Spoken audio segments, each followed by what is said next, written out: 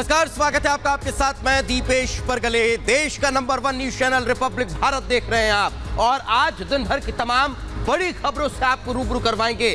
कल जो खबरें महत्वपूर्ण थी उनसे जुड़ा हुआ अपडेट क्या है वो आप तक पहुंचाएंगे, लेकिन 30 सेकंड 30 खबरों में आपको सबसे पहले कौन सी खबर दिखाने वाले हैं उसके लिए रुक करते हैं मेरी सहयोगी गायत्री का।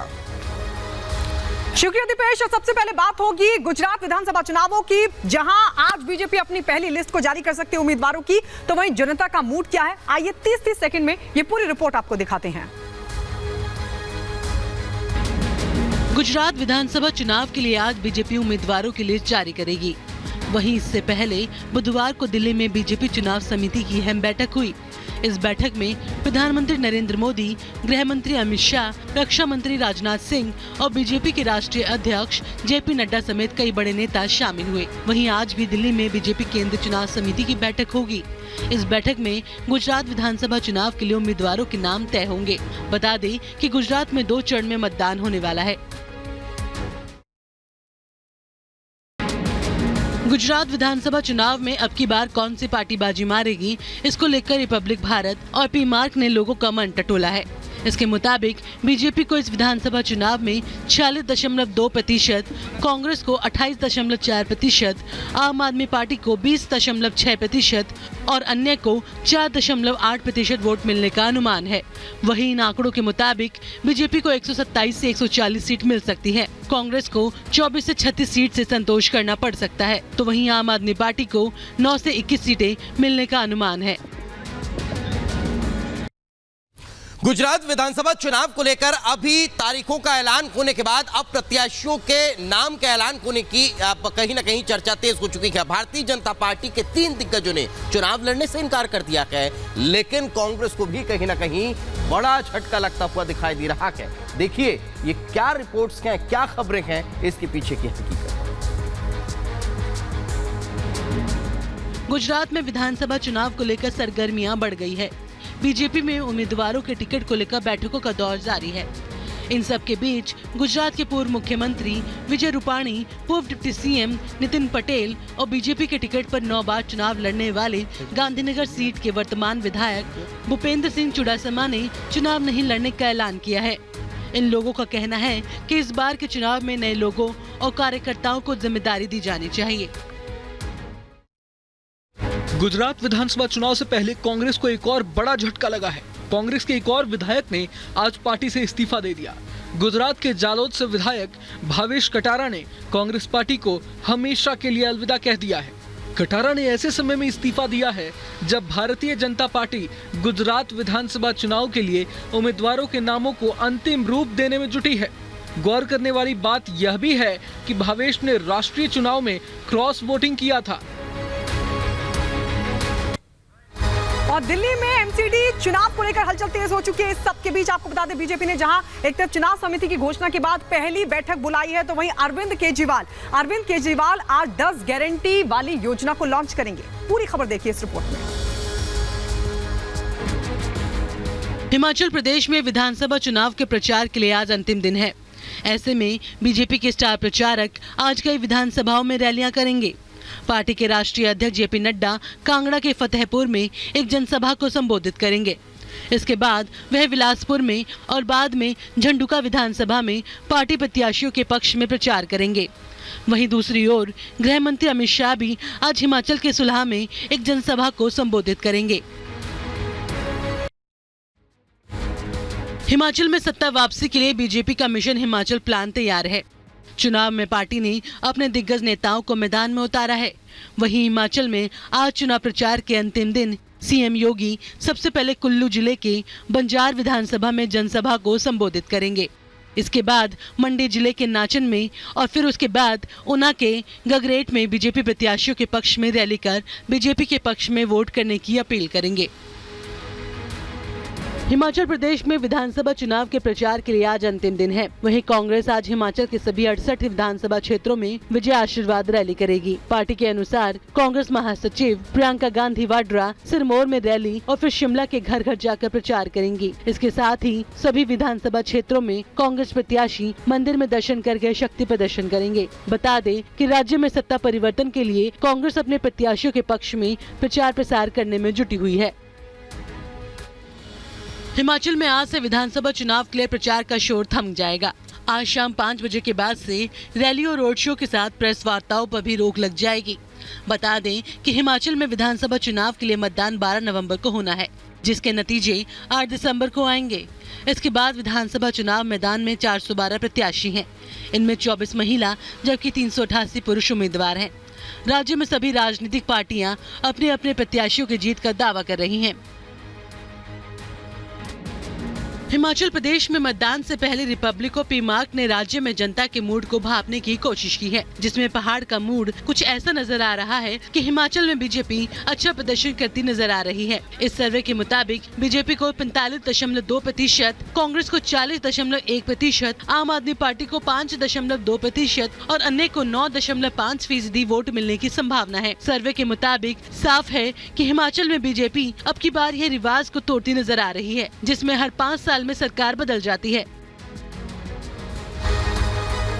दिल्ली में बढ़ते प्रदूषण को लेकर आज कोर्ट में महत्वपूर्ण सुनवाई होने वाली है। तो वहीं अगर बात जैकलिन फर्नांडिस की जाए तो अंतरिम जमानत को लेकर भी आज महत्वपूर्ण सुनवाई हो सकती है। इसके अलावा अगर संजय राउत का जिक्र किया जाए तो संजय राउत की जमानत को लेकर भी आज सुनवाई होने वाली है। देखिए ये खास रिपोर्ट।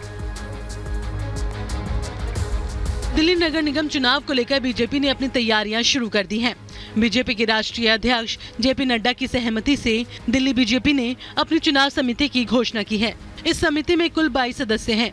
दिल्ली बीजेपी के अध्यक्ष आदेश गुप्ता को इस समिति का अध्यक्ष बनाया गया है। वहीं आज इस समिति की पहली बैठक बुलाई गई है। बता दें कि दिल्ली राज्य चुनाव आयोग ने 4 नवंबर को नगर निगम चुनाव की घोषणा कर दी थी, जिसके तहत एमसीडी के 250 वार्ड के लिए 4 दिसंबर को मतदान किए जाएंगे। एमसीडी चुनाव की तारीखों के ऐलान के बाद चुनावी सरगर्मियां तेज हो गई हैं। दिल्ली के सीएम अरविंद केजरीवाल आज पार्टी नेताओं के साथ अहम बैठक करेंगे। इस दौरान सीएम केजरीवाल एमसीडी चुनाव की तैयारियों को लेकर समीक्षा करेंगे और एमसीडी के लिए आज केजरीवाल की 10 गारंटी वाली योजना की शुरुआत भी होगी। वहीं बुधवार को ही सीएम केजरीवाल के आवास पर बैठक में मनीष सिसोदिया ने बीजेपी पर जमकर निशाना साधा और कहा कि बीजेपी ने दिल्ली को बर्बाद कर दिया। और इस सबके बीच आपको बता दें, दिल्ली में प्रदूषण को लेकर जो याचिका दाखिल की है सुप्रीम कोर्ट में, उस याचिका पर सुनवाई होगी। इसके अलावा बॉलीवुड की अभिनेत्री जैकलिन फर्नांडिस की अंतरिम जमानत पर भी सुनवाई होगी। इसके अलावा आपको बता दें, संजय राउत की जमानत पर ईडी ने जो याचिका दी है उस पर भी होगी सुनवाई। पूरी खबर आपको दिखाते हैं 30 सेकेंड में। दिल्ली एनसीआर में बढ़ते पॉल्यूशन का मामला सुप्रीम कोर्ट पहुंच चुका है। सुप्रीम कोर्ट आज इस मामले में सुनवाई करेगा। वहीं मामले में पंजाब, हरियाणा, यूपी और दिल्ली के मुख्य सचिवों को तलब किया गया है। बता दें, वकील शशांक शेखर झा ने सुप्रीम कोर्ट में यह याचिका दाखिल की है। याचिका में कहा गया है कि पंजाब में पराली जलाने की घटनाओं में बढ़ोतरी हुई है। इसके चलते दिल्ली एनसीआर में प्रदूषण काफी बढ़ गया है। वहीं इस मामले में एनएचआरसी ने भी वायु प्रदूषण को लेकर चिंता जताई है। शुक्र चंद्रशेखर से जुड़े मामले में बॉलीवुड अभिनेत्री जैकलिन की मुसीबत और बढ़ सकती है। जैकलिन फर्नांडिस को मिली जमानत पर आज अहम सुनवाई होगी। 200 करोड़ रुपए से जुड़े मनी लॉन्ड्रिंग मामले में बॉलीवुड एक्ट्रेस जैकलिन को मिली अंतरिम जमानत पर आज सुनवाई है। इस दौरान कोर्ट ने ईडी को भी सभी पक्षों को चार्जशीट और केस से जुड़े अन्य दस्तावेज उपलब्ध कराने का निर्देश दिया है। बता दें कि पटियाला उच्च न्यायालय में जैकलिन 22 अक्टूबर को पेश हुई थी, जहां कोर्ट ने उन्हें राहत देते उनकी अंतिम जमानत को 10 नवंबर तक बढ़ा दिया था। शिवसेना सांसद संजय राउत को मिली जमानत के खिलाफ ईडी हाईकोर्ट पहुंच गई है। ईडी की ओर से दायर याचिका पर आज बॉम्बे हाईकोर्ट सुनवाई करेगा। बुधवार को मुंबई की सेशन कोर्ट ने राउत को पात्रा चौल मामले में जमानत पर रिहा करने का आदेश दिया था, जिसके बाद मुंबई सेशन कोर्ट के इस फैसले के खिलाफ केंद्रीय एजेंसी हाई कोर्ट पहुंची है। बता दें कि ईडी ने शिवसेना सांसद संजय राउत को मनी लॉन्ड्रिंग के एक मामले में इस साल जुलाई में गिरफ्तार किया था। सपा विधायक आजम खान को सुप्रीम कोर्ट से बड़ी राहत मिल गई है। आजम की याचिका पर सुप्रीम कोर्ट ने सेशन कोर्ट को आदेश दे दिया है कि आज दोष सिद्धि की याचिका पर फैसला दे। इसके साथ ही सुप्रीम कोर्ट ने रामपुर में उपचुनाव कराने को लेकर फिलहाल अभी पूरी प्रक्रिया पर रोक लगा दी है। सुप्रीम कोर्ट ने कहा है कि आजम खान को उचित मौका देना जरूरी है, जिसके बाद माना जा रहा है कि आजम खान को राहत मिली है। आजम खान को रामपुर कोर्ट ने भड़काऊ भाषण देने के मामले में दोषी करार दिया था। विधायक का जिक्र कर रहे हैं हम। तेलंगाना के हाईकोर्ट के आदेश के बाद विधायक टी राजा को रिहा कर दिया गया है, लेकिन वहीं द केरल स्टोरी को लेकर विवाद बढ़ता जा रहा है। मगर जिक्र अगर घाटी का किया जाए तो वहां पर भी अब कहीं ना कहीं स्थितियां अलग दिखाई देती है। 30 सेकंड में ये रिपोर्ट्स देख लीजिए। तेलंगाना हाईकोर्ट से विधायक टी राजा सिंह को बड़ी राहत मिली है। कोर्ट ने दोनों पक्षों को सुनने के बाद टी राजा सिंह को शर्तों के साथ रिहा करने के आदेश दिया। इस दौरान कोर्ट ने टी राजा को रैलियों और प्रेस वार्ता में न शामिल होने का आदेश दिया हुआ है। बता दें कि विवादित टिप्पणी के मामले में पुलिस ने टी राजा के खिलाफ पीडी एक्ट के तहत कार्रवाई की थी, जिसके बाद उन्हें हैदराबाद की जेल में रखा गया था। वहीं तेलंगाना हाईकोर्ट के आदेश के बाद जेल से रिहा हुए विधायक टी राजा सिंह के समर्थकों में जश्न का माहौल बना हुआ है। समूह जैश ए मोहम्मद के 3 संदिग्ध सदस्यों को गिरफ्तार कर भारी मात्रा में हथियार और गोला बारूद बरामद किया गया है। बता दें कि जम्मू के त्रिकुटा नगर थाने की पुलिस ट्रैफिक कंट्रोल कर रही थी। इस बीच सड़क पर मौजूद एक टैंकर को पुलिसकर्मियों ने आगे बढ़ने को कहा, लेकिन ड्राइवर वहां रुका रहा। इस दौरान पुलिसकर्मियों ने संदिग्ध की अवस्था में ड्राइवर से पूछताछ की। सही जवाब न देने के बाद संदिग्ध पुलिसकर्मी पर हमला करने लगा। इस दौरान पुलिसकर्मियों ने जवाबी कार्रवाई करते हुए ड्राइवर और उसके 2 साथी को गिरफ्तार कर लिया है। और अब बात करेंगे यूपी की बड़ी खबरों की। बरेली में जहां बुलडोजर की बड़ी कार्रवाई हुई है, तो वहीं बहराइच में सिलेंडर ब्लास्ट हुआ। और वहीं देखिए कानपुर पुलिस का बड़ा खुलासा। पूरी खबर 30 सेकंड की इस रिपोर्ट में। यूपी के बरेली में बीडीए ने बड़ी सख्ती बरती है। यहाँ बीडीए प्रशासन ने ग्रीन बेल्ट में बने AIMIM नेता तौफीक प्रधान के होटल को ध्वस्त कर दिया है। बता दें कि प्रशासन के कई बार नोटिस देने के बाद भी ढाबा संचालक अपने रेस्टोरेंट का संचालन बंद नहीं कर रहा था, जिसमें प्रशासन ने एक्शन लेते हुए ग्रीन बेल्ट में 2 मंजिला अवैध रेस्टोरेंट को ध्वस्त कर दिया। वहीं बीडीए की कार्रवाई को लेकर AIMIM नेता ने आरोप लगाते हुए कहा कि मुसलमान होने की वजह से सजा मिली है। यूपी के बहराइच में गुल्लावीर रोड रेलवे क्रॉसिंग के पास बड़ा हादसा हुआ है। यहाँ एक मकान में अवैध रूप से हो रही गैस रिफिलिंग के समय गैस सिलेंडर में विस्फोट हो गया।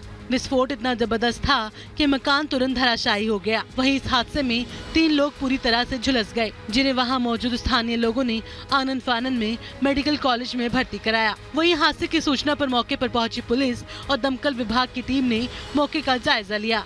फिलहाल हादसे की जाँच पड़ताल में पुलिस जुटी हुई है। यूपी की कानपुर पुलिस को बड़ी सफलता मिली है। यहाँ पुलिस ने नौकरी के बहाने लोगों को अगवा करने वाली गैंग का पर्दाफाश किया है। वहीं इस पूरे मामले में पुलिस ने गैंग के 2 सदस्यों को गिरफ्तार किया है, जिनमें एक महिला भी शामिल है। फिलहाल पुलिस अगवा करने वाली गैंग के अन्य सदस्यों की तलाश में छापेमारी कर रही है। वहीं इस मामले में डीसीपी साउथ ने बताया कि गिरोह के सदस्य काम की तलाश में भटक रहे लोगों को काम दिलाने के बहाने दिव्यांग करके बड़े शहरों में भीख मंगवाते हैं।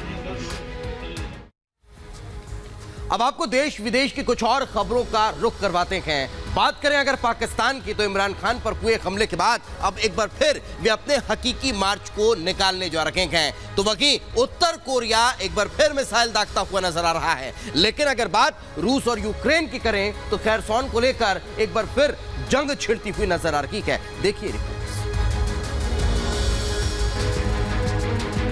पाकिस्तान में गोलीकांड के बाद इमरान खान आज से एक बार फिर मार्च निकालने जा रहे हैं। वहीं पीटीआई के हकीकी आजादी लॉन्ग मार्च पर सबकी नजरें बनी हुई हैं, क्योंकि ये मार्च उसी जगह से शुरू होने जा रहा है जहां इमरान खान के ऊपर हमला हुआ था। इस दौरान रैली में एक शख्स ने पाकिस्तान के पूर्व पीएम इमरान खान पर कई राउंड फायरिंग की थी, जिसमें इमरान घायल हुए थे।